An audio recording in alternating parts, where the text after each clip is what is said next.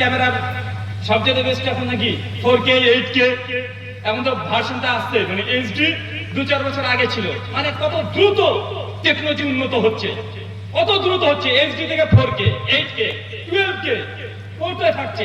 আচ্ছা এইসব ক্যামেরাগুলো মেগাপিক্সেল কত হয়েছে? সর্বোচ্চ 250। কত সর্বোচ্চ কত?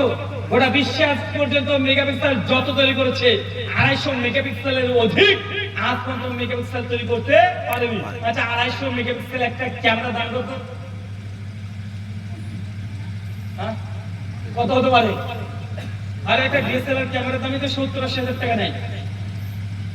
একটু 4K 8K ক্যামেরা কিনতে গেলে 3 লাখ 4 লাখ 7 লাখ 10 লাখ পর্যন্ত দাম আছে। তো মানুষের চোখ, মানুষ দেখছে, এখানে তাকাচ্ছেন, আসমান দিকে দেখাচ্ছেন, তারা পর্যন্ত দেখতে পাচ্ছে না, তো নিখুঁত। তো মানুষের চোখে কত মেগাপিক্সেল আছে জানেন? গুগল করেন না বড়, কারণ এখন গুগল মামা সবকিছু জানে। ওকে এখন লিখে দিল, নিজে বলে দিবে মানুষের চোখে কত মেগাপিক্সেল আছে ক্যামেরা লেন্স। 512। কত? কত? 512। চিন্তা করতে পারছেন যে আল্লাহ সুবহানাহু ওয়া তাআলা এমন একটা ক্যামেরা দিয়ে দিয়েছে আমাদের চোখে 512 মেগাপিক্সেল। এই জন্য এত ঝকঝকে চকচকে আমরা দেখতে পাচ্ছি। আল্লাহ সুবহানাহু ওয়া তাআলা এই যৌবন পিরিয়ডে শরীরের প্রত্যেকটা অংশকে আল্লাহ সতেজ করে দেয়। আমার হাতের এখন যা শক্তি, বাহুর যা শক্তি, আমার ডবল বয়সের চাচা যেটা আমার সঙ্গে চলে আসে, দুজন একসঙ্গে আসুক, আমি একা থাকবো, একদম পেশি জোর দিয়ে যদি পাঞ্জা লাগিয়ে দেয়, আমি জিতবো না চাচা জিতবে? আরে আমি জিতে যাবো। যদি আমাকে দৌড়তে বলা হয় চাচার সঙ্গে, আমার সঙ্গে চাচা এখন দৌড়তে পারবে না, দৌড় প্রতিযোগিতা। কিন্তু হতে পারে চাচা আছে 20 বছর আগে যখন ইয়াং ছিল, সেই সময় চাচা 100 মিটার দৌড়ে 200 মিটার দৌড়ে প্রাইজ নিয়ে চলে এসেছে, বড় বড় প্রাইজ নিয়ে তিনি চলে এসেছে। কিন্তু আজকে চাচার দুর্বলতার মধ্যে পৌঁছে গেছে। মানে ইয়াং এজ, এই গোল্ডেন সময় পিরিয়ডে আপনার নেই। আল্লাহ সুবহানাহু ওয়া তাআলা এই গোল্ডেন সময় এমন একটা সময় যে সবকিছু আল্লাহ সুবহানাহু ওয়া তাআলা একদম পরিপূর্ণ করে দেয়। যা করার ইচ্ছা আপনি সেই সময় তাই করতে পারেন। ভাই আমরা পারি কি পারি না? এখন পারি তো। আল্লাহ এই জন্য যৌবন পিরিয়ডের হিসাবটা নেবেন, গোটা জীবনের হিসাব, এরপর যৌবন পিরিয়ডের হিসাব। এখন আমার প্রশ্ন, যুব সমাজ, তরুণ সমাজ, চাই সে নারী হোক চাই সে পুরুষ হোক, আপনারা কোন খাতে ব্যবহার করছেন? এই সময়টা কোন কাজে ব্যবহার করে অধিকাংশ যুবকরা? কোন ক্ষেত্রে? মেয়েদের পেছনে। মেয়েদের পেছনে। জিএফ, জিএফ তো নাকি সেরকম শর্ট ফর্ম। মানে এর পেছনে ক্লাস 9 থেকে একটা ছেলে পরিসংখ্যান বলছে প্রথম ভালোবাসা হচ্ছে তাদের ক্লাস 8 থেকে। 8 থেকে প্রায় ধরেন কলেজ লাইফ পর্যন্ত, মানে এই যে চলছে 5-6 বছর, একটা মেয়ের পিছনে ছুটতে ছুটতে ওই ছেলেটা চটি শুদ্ধ হয়ে গেছে। মেয়েটাকে এখন লাইনে নিয়ে আসতে পারে নাই। মানে ওই করতে করতে শেষ 5 বছর, যে সময়টা তার জীবনের লাইফের টার্নিং পয়েন্ট, ঘুরে যাওয়ার পয়েন্ট, কিছু করে দেখানোর সময়। এই সময় যুবকরা, তরুণরা 3টে জায়গা থেকে অধঃপতন ঘটে যায়। 1, নারী ফিতনা। 2, নেশা ফিতনা। কি বললাম? কি এটা? নেশা। 4, আধুনিকতার ফিতনা। আধুনিকতার ফিতনা বোঝেন? মডার্নিজম। সবকিছু মডার্ন করতে হবে। চুলগুলোকে এদিক থেকে কেটে উঁচু করে রেখে দিয়েছে, এটা মডার্নিজম। এই যে আধুনিকতা, যখন মডার্নিজম দিকে মানুষ ঝুঁকছে, অটোমেটিকলি তার নৈতিক যে অবক্ষয়, চারিত্রিক যে অবক্ষয় এমনি লুকিয়ে পড়ছে। আর আমাদের শিক্ষা ব্যবস্থা এটা অতীব ভয়ঙ্কর। ভয়ঙ্কর মানে আমাদের শিক্ষা ব্যবস্থা বর্তমান প্রেক্ষাপটে যা সেকুলার সিস্টেম, এবং আমাদেরকে বারবার শেখানো হচ্ছে যে ধর্ম বলে কোনো কিছু নেই, মানবতায় হচ্ছে ধর্ম। এই কথা আমরা শিখাচ্ছি না ভাই, এবং এই কথা খুব গোপগ্রাস আমরা গেছি, এবং এটা বারবার বিভিন্ন জায়গায় এই কথাগুলো প্রচার করা হয়। ধর্ম আবার কি? ধর্মের কি প্রয়োজন? আরে মানুষ সমাজের উপকার করবে, এটাই ধর্ম। এটা আমাদের বারবার শেখানো হচ্ছে। অনেকটা মানুষ বলে দেয় যে ঈশ্বর টিশ্বর যে আছে, ঈশ্বর যে, ভগবানও সে, এই কথা প্রচার করছে সেকুলারিজমের নামে, ধর্ম নিরপেক্ষতার নামে। চলছে কি চলছে না? এখানে যেমন ধর্মীয় অবক্ষয় যুবকদের মধ্যে ঘটছে, নৈতিক অবক্ষয়, চারিত্রিক অবক্ষয়, এই সবগুলো যুব সমাজ এই স্রোতে ভাসছে। কেন? মডার্ন ইজমের পাল্লায় পড়ে গেছে। মনে রাখবেন, আজ থেকে 100 বছর আগে একজন ইহুদির রাবাই পণ্ডিত একটা বই লিখেছেন, যা জুইশ উইজডম। বইয়ের দ্বিতীয় খণ্ড পৃষ্ঠা নম্বর 198 উনি দাবি করছেন, উনি বলতে যাচ্ছেন, আর মনে রাখেন একটা কথা আপনাদেরকে বলে যাই, কথাটাকে ব্রেনের মধ্যে একদম আটকে রাখবেন, সব কথা বলে যান, এই কথা বলবেন না। ইহুদিরা আজকে যেটা চিন্তা করে, আজকে যেটা চিন্তা করছে, এই চিন্তা আজকের দিন নিয়ে চিন্তা করে না। আজকে যেটা নিয়ে চিন্তা করছে 50 বছর পৃথিবীকে কিভাবে দেখতে চায় সেটা আজকের দিনে চিন্তা করে, মানে 50 বছর অ্যাডভান্স তারা সব কাছে। আজকের দিনে ইহুদিরা যে কাজ করছে, যে ফিলিস্তিনের আক্রমণ, মুসলিমদের উপরে নির্যাতন, ছোট ছোট শিশুদেরকে হত্যা, এটা আজকে তাদের পরিকল্পনা নয়, এটা আজ থেকে 50 বছর আগে তারা এই পরিকল্পনা করে আগে থেকে রেখে দিয়েছে। মানে তারা এত অ্যাডভান্স সব দিক থেকে, তারা গোটা বিশ্বের মধ্যে সুপার পাওয়ার হয়ে গেছে। তারা লিখছে আগামী দিনের ভবিষ্যৎ, বলছে আমরা বিশ্বকে কিভাবে দেখতে চাই। ওনারা পরিষ্কার হয়ে লিখছে গোটা বিশ্ব জগতের মধ্যে মানুষের মধ্যে ধর্মের অনুভূতি উঠে দিতে হবে, বিশেষ করে যুবকদের মধ্যে, তরুণদের মধ্যে ধর্মীয় অনুভূতি একদম তুলে দিতে হবে। যতক্ষণ পর্যন্ত না তুলছে ততক্ষণ পর্যন্ত এই গোটা বিশ্বকে তাদের কন্ট্রোল আনা সম্ভব নয়। কারণ তারা চায় গোটা বিশ্ব জগতে তারা রাজত্ব করা। অবাক হবেন, গোটা বিশ্ব জগতে মুসলমান আমরা আছি 170 কোটি। কত কোটি বলেন? 170 কোটি। খ্রিস্টানরা আছে 220 কোটি, হিন্দুরা আছে 140 কোটি, বৌদ্ধরা আছে 8 কোটি। আর গোটা বিশ্ব জগতে কারা ক্ষমতা সবচেয়ে বেশি? কারা কন্ট্রোল করছে? কারা? ইহুদিরা।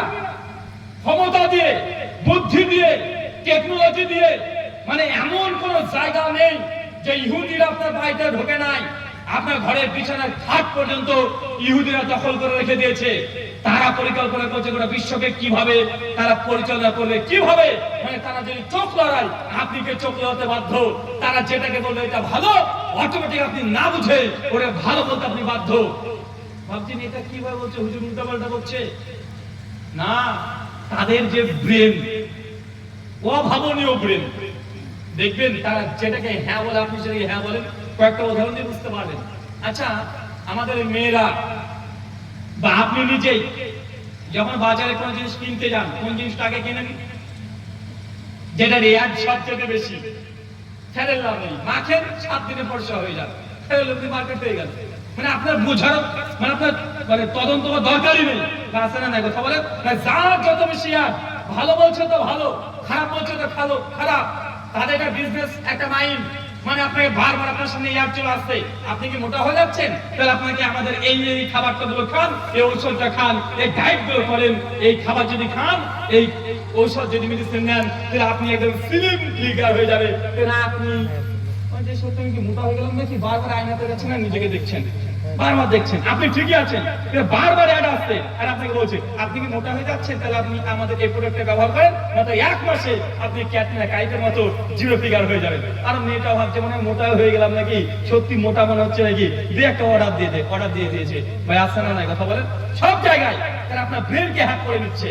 ডাইরেক্ট আপনার বাড়িতে আসবে না, মানে তারা এমন ভাবে সমাজটাকে তারা এবং গঠন করে নিয়েছে, প্রত্যেক ঘরে ঘরে তারা চলে গেছে। কয়েকটা উদাহরণ দিই, আপনি বুঝতে পারবেন। আচ্ছা, সকালবেলা ঘুম থেকে উঠছেন, কি ব্যবহার করেন? পেস্ট ব্যবহার করি না ভাই? কি ব্যবহার করি আমরা? কোন পেস্ট? পেপসোডেন্ট। মালিক কে? ইহুদি। কে? ইহুদি। আচ্ছা, এরপরে বাথরুম থেকে এসে এক কাপ চা ছাড়া ভালো লাগে না। আচ্ছা, চা এর মালিককে গোটা বিশ্বকে সাপ্লাই করা যায়। আপনি ভাবছেন হয়তো দার্জিলিং থেকে আসে, আরে ভাই আসে তো এগুলো নিয়ে আসে। গোটা বিশ্বের বিজনেস কারা করছে? ইহুদি। আচ্ছা, একটু পর টিভি দেখবেন, একটু না আপনি একটু দাড়িওয়ালা মানুষ, সিনেমা টিনেমা গান টান শোনেন না, তো কি করবো, একটু ন্যাশনাল জিওগ্রাফি দেখি।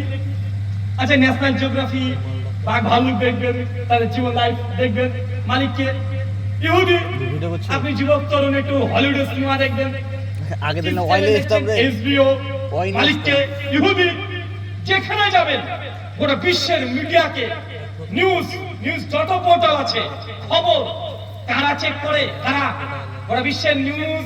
এই নিউজ আজকে চলবে ভারতে, এটা ঠিক যে নিউজ চ্যানেলগুলো দেখছেন তারা করে না, ওপর থেকে চলছে। মানে তারা যে নিউজকে চালাতে বলবে, একবার যদি হুক্কা হুয়া করে শিয়াল যেমন সবগুলো হুক্কা করতে শুরু করে দেয়, ঠিক ওইখান থেকে তারা যদি চায় যে না আজকে ভারতের ক্ষমতাতে প্রধানমন্ত্রী নরেন্দ্র মোদী উনি থাকবেন যে কোনো মূল্যে, তারাই এইভাবে যে কোনো ভাবে তাকে রাখবেই। এটা আপনি বুঝতে পারবেন না একবার হুক্কা বলে। আচ্ছা, news channel BBC, CNN, voice of America, ড্যানিমেন, অ্যানিমেস্টি, এটা আন্তর্জাতিক নিউজ পোর্টাল। মানে এই নিউজগুলোর দিকে আমাদের বিশ্বের সমস্ত নিউজ পেপার গুলো বলে, টিভি চ্যানেল গুলো ভূত পেতে বসে থাকে, তারা কি খবর দিচ্ছে? মালিক কে? এগুলো সব তারা ইহুদি। কি করবেন? সব জায়গায় গিয়েছে তারা, খাবার থেকে শুরু করে একদম হসপিটালে চলে যাবেন। হসপিটালে গেলে ডাক্তার প্রথমে একটা ইনজেকশন দিয়ে দেয়। আচ্ছা, ইনজেকশনের সিরিজ কারা আবিষ্কার করেছে বলেন? ইহুদি। মেডিকেল সায়েন্সের 80% এবং ইসিজি থেকে শুরু করে যত রকমের ল্যাবরেটরি যা ব্যবহার হয় 80% ইহুদিরা তৈরি করেছে। তারা 80% ইহুদিরা। আরেকটা ভয়ঙ্কর কথা বলে দিই, আমাদের যুব সমাজ, তরুণ সমাজ এখন পর্যন্ত বুঝতে পারছে না যে পৃথিবী কোন দিকে চলছে। মনে রাখবেন, এখনকার যুদ্ধ তরবারি যুদ্ধ নয়। তারা খুব ভালোভাবে জেনে নিয়েছে মুসলিম হচ্ছে এমন জাতি যাকে যুদ্ধ করে তরবারির আঘাত দিয়ে এই জাতিকে ধ্বংস করা সম্ভব নয়। যদি হতো, চেঙ্গিস খাঁ, হালাকু খাঁ, তাতারিদের ইতিহাস পড়েন, রাতে রাতে 10 লাখ, 20 লাখ, 90 লাখ মুসলমানদেরকে হত্যা করে গোটা বিশ্বে রক্তের বন্যা তুলে দিয়েছিল। তাতারিদের ইতিহাস পড়ে দেখেন, অবশ্যই তাতারিদের অধিকাংশ তারা মুসলিম হতে শেষে বাধ্য হয়েছিল। চেঙ্গিস খাঁ, হালাকু খাঁ, এদের মতো স্বৈরাচারী শাসক পৃথিবীতে এখনো তো আর আসে নাই। মোদিজি এদের কাছে বাচ্চা, পায়ের নখের সমানও না।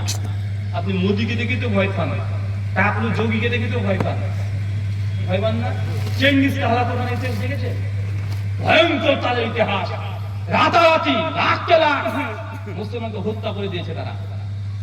ইহুদি রেবাই বলছেন যে মুসলিম জাতি কি এমন এক জাতি যাদের সঙ্গে যুদ্ধ করে রক্তের লড়াই করে এই জাতিকে গোটা বিশ্ব থেকে সরিয়ে ফেলা সম্ভব নয়।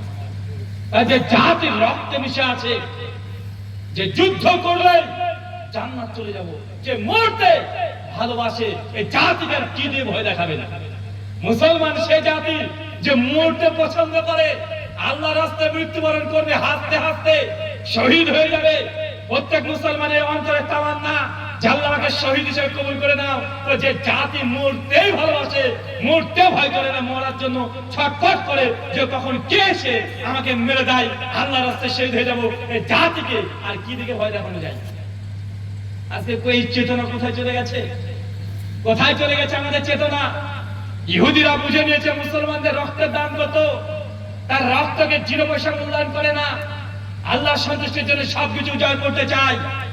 ইহুদিদের 100 বছরের পরিক্রমা, তার জন্য তারা বলছে যে বর্তমান গোটা বিশ্ব জগতে মুসলমানকে যদি এদের আদর্শকে ধ্বংস করতে হয়, এই জাতির উপরে অস্ত্র চালিয়ে 5 পয়সা লাভ হবে না, বরং এদের জাতির উপরে কলম চালিয়ে দাও, তাদের ব্রেনটাকে বিকৃত করে দাও, তাদের চিন্তার মধ্যে পরিবর্তন আনো, তবে জাতিকে ধ্বংস করা সম্ভব, নচেত সম্ভব নয়। উদাহরণ দিই, আমার এই কথাগুলো আল্লাহ যদি হায়াতে বাঁচিয়ে রাখে, আপনারা দেখবেন 15 থেকে 20 বছর পরে আমার কথাগুলো বাস্তবতা। কারণ আপনি 2024 নিয়ে ভাবছেন, আমি 2054 সালে কি ঘটবে, কি ঘটতে পারে, এটা ভবিষ্যৎবাণী নয়। মানে এটা বর্তমান বিশ্বের যে প্রেক্ষাপট, রাজনীতি, অর্থনীতি, সমাজনীতি, জিও পলিটিক্স, তারা যা বলছে, তাদের যে চেতনা, সেগুলো সামনে রেখে আপনাকে কয়েকটা কথা বলে যাই। আচ্ছা, আপনি যে টাকা পয়সা রোজগার করছেন, প্রতিদিন করছেন, হাজার হাজার টাকা রোজগার করছেন না ভাইজান? যে বাইকের পকেটে টাকা পড়ে রেখেছে, টাকার মালিক কে? হ্যাঁ বলেন? আজকে চাচা 300 টাকা 19 খেতে পেয়েছেন না? আপনি যে 300 টাকা পেয়েছে আপনার টাকা না, যে টাকাটা আপনি হাতে নাড়াচাড়া করছেন টাকা না, যখন তখন সেকেন্ডের মধ্যে ওই টাকাটা সাদা কাগজ হয়ে যেতে পারে, মূল্য নেই, ফেলে দিতে হতে পারে। দেখলেন না মোদিজি ক্ষমতায় আসার পর পরে 1 বছরের মধ্যে সব ব্ল্যাক মানি নিয়ে আসবে, কোটি কোটি টাকা সুইস ব্যাংক থেকে এরা টাকাকে চেঞ্জ করে দিল। বাড়ির যেসব টাকাগুলো তখন কি করে দিয়েছিল, কাগজ করে দিয়েছিল না। মানে টাকা থাকলে তখন ভয়, আরে বাবা টাকা থাকার ইচ্ছের ব্যাপার। মানে টাকাকে সাদা কাগজে পরিবর্তন করা কোন ব্যাপার তাদের কাছে? না। কোন পরিবর্তন করা কোনো ব্যাপার না। এখন তো টাকাটাও নাই, সারাদিন কাজ করলেন, মাসের স্যালারি কিসে পাচ্ছেন? Mobile, phone pay, Google pay, Paytm. কেন ভাইজান কি পাচ্ছেন? আগে তো টাকা পয়সা পাচ্ছিলেন, পকেটে রাখছিলেন, আর মোবাইলে টুক টুক টুক করে মেসেজ চলে আসলো, বেতন আসছে ৯৭,৩২২ টাকা। টাকা না সংখ্যা? কি আসছে চাচা? কি আসে, টাকা না সংখ্যা? সংখ্যা না ভাইজান? 20 বছরের মধ্যে দেখবেন এই কাগজের টাকা এটাও থাকবে না, সব হয়ে যাবে এই আমাদের নতুন যে সংখ্যা মানি। ভাই কি নেবেন? বাড়ি কিনবো, দাম কত? 50 লাখ। মোবাইল নাম্বারটা বলেন, 50 লাখ টুকটুক করে মেরে দিলে হয়ে গেল। কি গিয়েছে কথা বলেন? সংখ্যা গিয়েছে, ডিজিট গিয়েছে, সংখ্যা, যার কোনো অস্তিত্ব নেই। আপনি দেখাচ্ছে গোটা সম্পদের বাড়িতে থাকছে না, কি হবে? মোবাইল মানি, এই আমাদের ইলেকট্রনিক মানি, গোটা ইলেকট্রিক মানি, এগুলো গোটা পরিচালনা কারা করে? এই সিস্টেম কোথাকার? কোথা থেকে এই কম্পিউটারিং এগুলো চলছে? একবার খোঁজ নিয়ে দেখেছে কোথা থেকে চলছে এগুলো? গোটা সিস্টেম। মানে আপনাদেরকে যদি খোলা করে বলতে চাই, চাচা আপনি স্টেট ব্যাংকে যান, ব্যাংকে টাকা তুলতে যান, যে কোনো ব্যাংকে টাকা তুলতে যান, ব্যাংকে টাকা তুলতে গেছেন, কার টাকা? আপনার টাকা। 20,000 টাকা লেগেছেন, আজকে 5,000 টাকা তুলতে গেছেন, গিয়ে লাইনে দাঁড়াতে হচ্ছে, কার টাকা? আপনারই টাকা। লাইন দিয়ে জমা দিতে হচ্ছে, লাইন দিয়ে তুলতেও হচ্ছে, টাকা কিন্তু আপনার। আবার দাঁড়িয়ে আছেন, একটু পরে বলছে যান যান যান যান, চলে যান, এখন টাকা তোলা যাবে না। কেন? Server down. কে বললো ভাই? টাকা আপনার সার্ভার ডাউন, টাকা তুলতে পারছে না। কেন? সিস্টেম দুর্বল হয়ে গেছে, সিস্টেম ডাউন হয়ে গেছে। তো সিস্টেম কারা পরিচালনা করছে? যদি আপনার টাকা যদি 10 মিনিটের জন্য সার্ভার ডাউন করে দিয়ে টাকা যদি আপনি তুলতে না পারেন, একদম যে ডাইরেক্টলি বন্ধ করে দেয় সিস্টেমকে, যে টাকা রেখেছেন তুলতে পারবেন? হ্যাঁ, আচ্ছা রোজভ্যালি, আইকর, বিভিন্ন পলিসি পশ্চিমবঙ্গ মানুষ করেছিল না ভাইজান, কি হয়েছে? সব বাতাসে বাতাসে টাকা উড়ে চলে গেছে, গোটা সিস্টেম তাদের হাতে। গোটা বিশ্বে এখন তো কাগজের টাকা চলছে, এখন বলতে পারছে যে পকেটে না টাকা আছে, যখন তখন কিনে নিলে হয়ে যাবে। 20 বছর পর যখন টাকা থাকবে না, শুধু মোবাইল ডিজিট গুলো থাকবে, ওই সংখ্যা দিয়ে কেনাবেচা হবে। একবার যদি গোটা সিস্টেমকে ডাউন করে দেয়, একটা দেশকে ফকির করতে, মিসকিন করতে 1 সেকেন্ড সময় লাগবে না। সময় লাগবে? এখন আমরা বুঝতে পারছি না, মানে আমরা যে টাকাটা রোজগার করছি, এই টাকার মালিক আপনি না, এই টাকাটা আপনার কাছে নাই। যখন তখন আপনার সিস্টেমকে, আপনার মোবাইল বা আপনার ব্যাংক অ্যাকাউন্টে হ্যাক করা, এটা যৎসামান্য ব্যাপার। এই জ্বলন্ত দৃষ্টান্ত আপনাকে একটা দিয়ে দিই। দেখুন, ব্যাংকে আপনি টাকা রেখেছিলেন বা টাকা সেন্ড করতে গিয়েছেন, ভুল করে এক অ্যাকাউন্টের নাম বাদ দিয়ে আরেক অ্যাকাউন্টে ঢুকে দিয়েছেন। এমন হয় কি হয় না? হয় কি হয় না? যে এক অ্যাকাউন্টে দিতে যাচ্ছিলেন, ভুল করে আরেক অ্যাকাউন্টে চলে গেছে। ব্যাংকের ম্যানেজারের সঙ্গে যদি আপনার সুসম্পর্ক থাকে, ব্যাংকের ম্যানেজারকে যদি বলেন যে স্যার দেখেন 1 লক্ষ টাকা আমি এই অ্যাকাউন্টে ঢুকাতে গেছি, ভুল করে 1 এর জায়গায় 2 ঢুকে গেছে, আর এক জায়গায় চলে গেছে, স্যার আপনি কিছু সহযোগিতা করেন, আপনাকে কিছু দিয়ে দিব। ব্যাংকের ম্যানেজার চাইলে ওই টাকাগুলোকে আবার ভুল অ্যাকাউন্ট থেকে সঠিক অ্যাকাউন্টে ট্রান্সফার করতে পারে। এই অথরিটি তার আছে। 72 ঘন্টার মধ্যে এই টাকাকে উইথড্র করতে সে পারবে। কি করবে? কিছু না, ওটাতে সিস্টেমে কাজ চলছে, কম্পিউটারিং করে ওই টাকাটাকে তিনি হ্যাক করে দিবে। তখন ওই যে ব্যক্তি ভুল অ্যাকাউন্টে দেখতে পাবে টাকা আছে, তো তুলতে দেবে, টাকা পাবে না। কেন? টাকাটাকে কি করেছে? হ্যাক করে রেখে দিয়েছে। ঠিক 72 ঘন্টার মধ্যে আবার ঠিক অ্যাকাউন্টে সে ট্রান্সফার করে দিতে পারে। ভাই এটাই যদি হয়, টাকা ঢুকে যাওয়ার পরে যদি হ্যাক করে দিতে পারে, তো আপনার ব্যাংকে কোটি টাকা রেখে দিয়েছেন, যদি চাই একবার যে না আপনার এই অ্যাকাউন্টের টাকাগুলো সব হ্যাক করে হ্যাং করে রেখে দেবে, পারবে না। এই সিস্টেম কাদের? আপনার? কার? ইহুদিদের। ইসরায়েল বসে বসে পুরো বিশ্বের অর্থনীতিকে তারা হাতের মুষ্টিতে রেখে দিয়েছে, আর নিজের হাতে। আর একটা দেশকে ধ্বংস করতে হলে কিচ্ছু দরকার নেই, একটা দেশের অর্থনীতিকে একদম ডাউন করে দাও, মানুষ না খেতে পেয়ে এমনি মারা যাবে। তো গোটা অর্থনীতি কাদের হাতে এখন? তাদের হাতে, ইহুদিদের হাতে। তারা এই জন্য বলছে কোন রাষ্ট্রকে যদি ধ্বংস করতে হয় তাহলে অর্থনীতি নিজেদের হাতে করে নাও, তাহলে একদম বাচ্চা ছেলে মতো নাচানো যাবে, বাদল নাচতে নাচানো যাবে। দুই, মুসলমানকে যদি ধ্বংস করতে হয় তাহলে তাদের সঙ্গে অস্ত্র দিয়ে লড়াই করে লাভ নেই। মুসলিম যুবকদের, তরুণদের ব্রেনের মধ্যে পরিবর্তন ঘটে দাও, এই জাতি এমনি ধ্বংস হয়ে যাবে। তারা সফল হতে চলেছে। এটা তারা 100 বছর আগেকার বই লিখেছে, প্রায় 100 বছর হয়ে আসছে।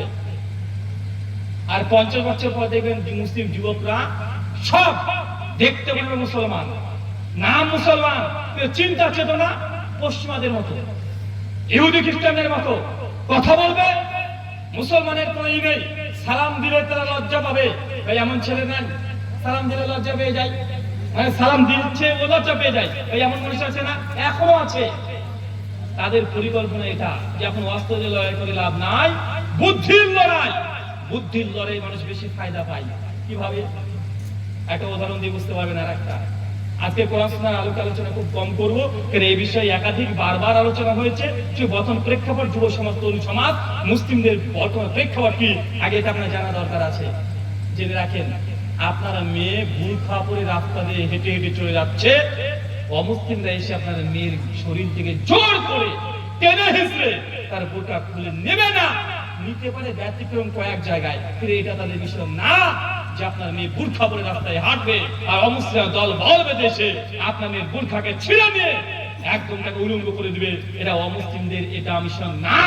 ওদের মিশন হচ্ছে এইটা যে ওই মেয়েটাকে এমন ভাবে বুঝিয়ে দাও, এমন শিক্ষায় শিক্ষিত করে দাও, ব্রেনের মধ্যে এমন কিছু ঢুকিয়ে দাও যে সে মেয়েটা নিজের বুরখাকে ছিঁড়ে খুলে ফেলবে আর নিজে বলবে বুরখা পরে লাভ কি, মনের পর্দায় বড় পর্দা।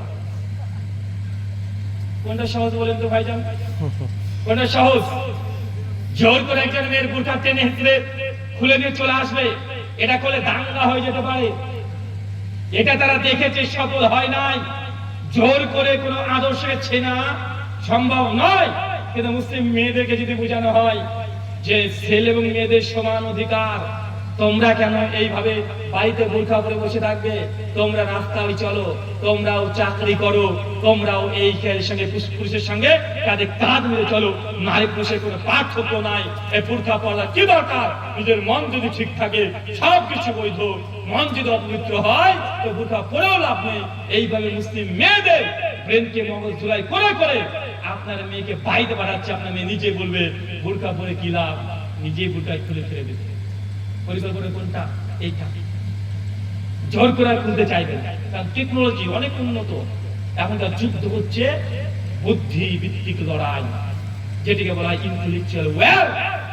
এখন যে বুদ্ধি ভিত্তিক লড়াই, কে যে যত বুদ্ধি দিয়ে মানুষকে প্রশ্ন করতে পারবে তারাই জয়লাভ করবে। এখন আর অস্ত্রের লড়াই হবে, এই ইতিহাস আপনি ভুলে যান।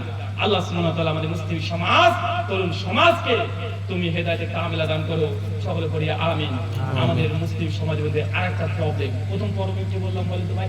টাইমকে, সময়কে অপচয় করো, অপব্যবহার করা, টাইমকে মূল্য না দাও। ভয়ঙ্কর থেকে ভয়ঙ্করতম যে সময়কে মূল্যায়ন করেন, সময় আপনাকে একদিন মূল্যায়ন করবে। বেশি না, 5টা বছর। কটা বছর?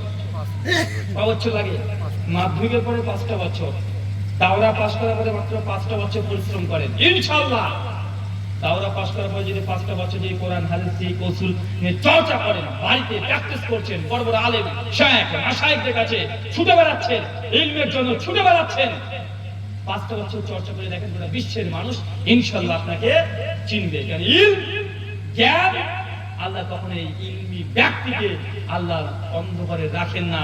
ইলম হচ্ছে নূর, আলো, গোটা বিশ্বের মানুষ তাদের ছুটে চলে আসবে। ইলমের বরকত আছে। 5টা বছর মাত্র মাধ্যমিক দেন, 5 বছর চর্চা করেন, ইনশাআল্লাহ লক্ষ্য ঠিক রাখেন, কি করেন? 5 বছর দিন রাত 12, 14, 15, 16 ঘন্টা পড়াশোনা করেন, ইনশাআল্লাহ আপনি দুনিয়াবী জীবনে সফল হবেন। যে ধর্মীয় লাইনে সফল হতে চান, দাওরা দেওয়ার পরে কোন মাদ্রাসাতে ঢুকে পড়ে শিক্ষকতা করলে সফল হবেন না। ওই মাদ্রাসায় ওই পড়াতেই সারা জীবন হয়ে যাবে, 10-15 টাকার ভেতরেই সন্তুষ্ট থাকতে হবে। দেখবেন না আমি হাফেজ হয়ে গেলাম, আমি কোরআন মাজিদ যেহেতু মুখস্থ, মাদ্রাসা নয়, এখন আপনি মসজিদে খতিবগিরি করবেন, সাজের মসজিদে গেলে যাবে না। উম্মতকে কিছু দিতে হলে এই মাধ্যমিক দেওয়ার পরে অথবা দাওরা পাস করার পরে 5টা বছর কঠিন পরিশ্রম করতে হবে, বাপ মাকে ত্যাগ করে দিয়ে ইলম অর্জনের জন্য, জ্ঞান অর্জনের জন্য দেশ বিদেশ সফর করেন ইনশাআল্লাহ। তারপরে গোটা বিশ্ব জগৎ আপনাকে চিনবে অটোমেটিক। কারণ ইলম হচ্ছে নূর, আলো, জ্যোতি, কাউকে ফাঁকি দেয় না, আলোকিত করে দেয়। 2 নম্বর, ডাক্তার জাকির নায়েক যখন একজন প্রশ্ন করছে যে আপনি কতদিন পড়াশোনা, মানে কত ঘন্টা পড়াশোনা করেন, জাকির নায়েক বলছে দিন রাত মিলে সর্বোচ্চ 16 থেকে 17 ঘন্টা। কত ঘন্টা? 17। ইমাম নববী রাহিমাহুল্লাহ মৃত্যুবরণ 476 হিজরিতে সিনসে সারা লিখেছে, শাহ মুসলিম। ওনার জীবনীতে বলছে ইমাম নববী রাহিমাহুল্লাহ 17 বছর, উনি বলছে যে 17 বছর আমি বিছানাতে ষাট হয়ে বালিশে মাথা দিয়ে ঘুমাইনি। কয় বছর? 17 বছর। মানে টেবিলে পড়ছে, হাদিস লিখছে, বই লিখছে, ও ঘুমিয়ে গেছে হিলাম দিয়ে। মানে বিছানা করে পরিপাটি করে যে ঘুম আমাদের, ইমাম নবী 17 বছর ঘুমায়নি। চিন্তা করতে পারছেন? ফাতুল বারির মধ্যে ইমাম হাজার আসকালী রাহিমাহুল্লাহ, তাহজিবুল কামালের মধ্যে হাফেজ মিজজি রাহিমাহুল্লাহ ইমাম বুখারীর জীবনী লিখতে গিয়ে লিখছেন, ইমাম বুখারী সঙ্গে ইমাম আবি হাতিম যেমন ছিলেন, একদিন ইমাম বুখারীর সঙ্গে সফরে ছিলাম, তো দেখছি ইমাম বুখারীর বাড়িতে আমি গেলাম, রাত্রিবাদী একই জায়গাতে আছি। বলে ইমাম বুখারীকে দেখি রাত্রিবেলায় কমপক্ষে 10 থেকে 12 বার ঘুম থেকে উঠে একটু আলো জ্বালায়, কি একটা লিখে আবার শুয়ে পড়ে, আবার একটু 10 মিনিট আবার উঠে পড়ে। এক রাত্রে 10 থেকে 15 বার যদি কেউ ঘুম থেকে উঠে আর কিছু লিখে আবার শুয়ে যায়, চিন্তা করেন কি লিখছে। তো এই মানে শুতে গেছে, মানে ওটা ঘুম না, চিন্তা করছে, হঠাৎ করে একটা হাদিসের অংশ মনে করেছে, টুক করে গিয়ে লিখে ফেলেছে। এক রাতে 10 থেকে 15 বার ঘুম থেকে উঠছে, শুধু বিছানা থেকে উঠে পড়ছে। আচ্ছা, ইলম, জ্ঞান অর্জন করা। এমন আপনি বলছেন ভাই আমার ছেলেটাকে জাকির নায়েক বানাবো, খুব আমার শখ, হিন্দু খ্রিস্টান নাস্তিক যে আছে একদম প্রায় সবাইকে হারিয়ে দেবে, খুব শখ। আমাদের অনেকের স্বপ্ন আছে না, কথা বলে এটা একটা জাকির নায়েকের মতো হতে চাই। তো ভাইজান ক ঘন্টা পড়াশোনা করেন? আর বলি না, পড়তে ভালো লাগে না। সকালবেলায় পড়ি 1 ঘন্টা, 8টা থেকে ঘুম থেকে উঠে 9টা পর্যন্ত পড়ি, আর রাত্রে 8টা থেকে বসে 9টার দিকে উঠে পড়ি। মানে টোটাল দিনে পড়ছেন 2 ঘন্টা। ক ঘন্টা ভাই? ক ঘন্টা পড়েন? 2 ঘন্টা। জাকির নায়েক কত ঘন্টা পড়ে? 16 থেকে 17 ঘন্টা। মানে ম্যাথমেটিক্সের হিসাবে ডাক্তার জাকির নায়েক একদিনে যা পড়ে 16 ঘন্টা ধরেন, আপনি প্রতিদিন 2 ঘন্টা, জাকির নায়েক একদিন সময় আপনারা 8 দিন।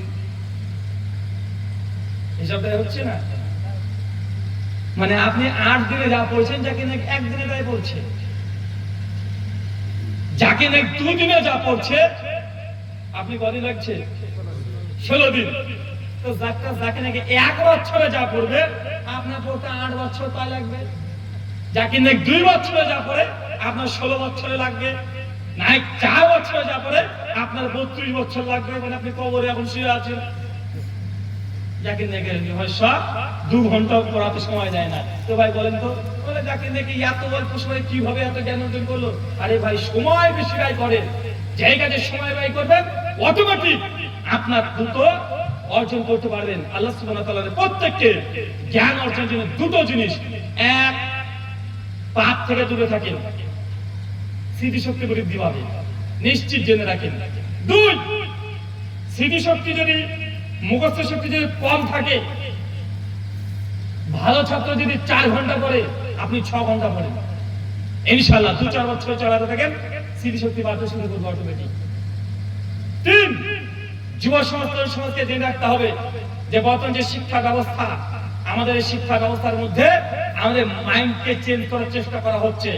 দেখতে মনে হবে মানে মুসলমান, চেহারা মুসলমানের সবকিছু, কিন্তু আমাদের চিন্তা, চেতনা, আচার ব্যবহার সব পশ্চিমা ইহুদি খ্রিস্টানের সঙ্গে একদম আছে, ধর্ম কিছু নেই, মানবতার ধর্ম, এই কথা সব চাইতে আল্লাহ দিন ইসলাম সম্পর্কে ইসলামকে চ্যালেঞ্জ করা। ইসলাম একমাত্র দিন, আল্লাহ বলছে ইন্না দীনা ইনদাল্লাহিল ইসলাম, আলোচক গ্রহণযোগ্য শুধুমাত্র একমাত্র ধর্ম সে ইসলাম। সব ধর্ম সঠিক, এই কথা সঠিক নয়, বেঈমান হয়ে যাবে। সব ধর্ম সঠিক মানে আপনাকে বলতে খ্রিস্ট ধর্ম সঠিক। খ্রিস্টানরা মনে করে is Jesus son of god, আল্লাহর ছেলে, আল্লাহর সন্তান, বা আল্লাহর সন্তান হয়। আচ্ছা 25শে ডিসেম্বর কে কে কে কে খাই বলেন তো? বড়দিন। আচ্ছা বড়দিন বোঝেন? বড়দিন কোন তারিখটা বড়দিন গো? জোরে বলেন না। 25শে ডিসেম্বর বড়দিন। আচ্ছা মাধ্যমিক কারা কারা দিয়েছেন? হাত তোলেন তো। মাধ্যমিক, আর 2 হাত তোলেন। মাধ্যমিক মতো কারা বলেছেন বা বেশি বলেছেন কারা? একটু হাত তোলেন। মাশাআল্লাহ, অনেকে তো আছে। এলাকাতে তো স্কুল সামনে, মানে শিক্ষার হার এই এলাকাতে অনেক বেশি।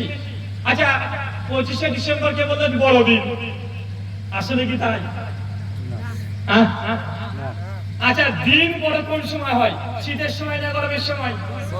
আরে গরমের সময় দিন বড় হয়।